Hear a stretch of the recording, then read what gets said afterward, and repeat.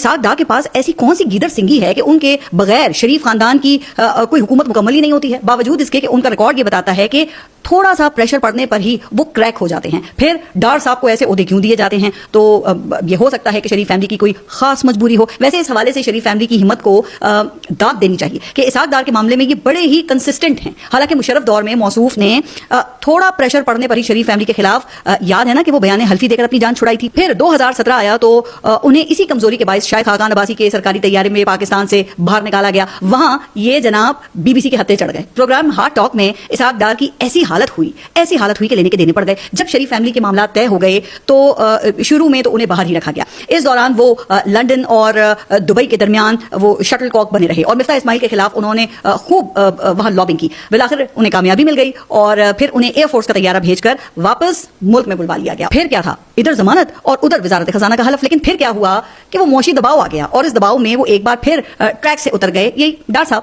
اور IMF کو ناراض کر دیا انہوں نے، جو اگر قسط دینے سے انکار کر دیتا تو ملک کے ڈیفالٹ ہونے کا خطرہ بڑھ جاتا۔ پھر اس صورتحال میں وزیر اعظم کو ظاہر ہے کہ ریسکیو کرنا پڑا۔ پھر جب 2024 کے بعد ہائیبرڈ 2.0 آیا تو ڈار صاحب کی CV میں سراخ ہو چکا تھا۔ نئے مالکوں کو حقیقت پتہ چل چکی تھی، لہٰذا وزارت خزانہ سے تو ان کی چھٹی ہو گئی، لیکن وزیر اعظم نے بڑے بھائی کے سمدھی کو کہیں نہ کہیں تو آخر ایڈجسٹ کرنا تھا نا، جس کے لیے انہوں نے سب سے محفوظ وزارت چنی، یعنی کہ وزارت خارجہ، فورن منسٹری، جو دہائیوں سے آپ کو پتا ہے کہ جو لوگ اسے چلا رہے ہیں اب بھی انہوں نے ہی چلانی تھی۔ ویسے بھی ابھی تک ڈار صاحب کو وزارت کے کاموں کے حوالے سے کوئی خاص زحمت تو نہیں دی گئی، یہ پہلا ان کا بڑا دورہ تھا جو وہ وزیر اعظم اور فیلڈ مارشل کے بغیر کر رہے تھے۔ ویسے کیا لگتا ہے کہ ڈار صاحب نے سوچا ہوگا نا کہ اگر محمد اورنگزیب اور خواجہ آصف یہاں کے تھنک ٹینک سے بات کر سکتے ہیں تو مجھ میں آخر کیا کمی ہے؟ پھر وہ کمی اٹلانٹک کاؤنسل میں جا کر ایکسپوز ہو گئی۔ لیکن جناب انجینئرز کو سوچنا ہوگا نا کہ وہ بار بار ایسے نٹ کیوں لگاتے ہیں جو ذرا بھی پریشر برداشت ہی نہیں کر سکتے۔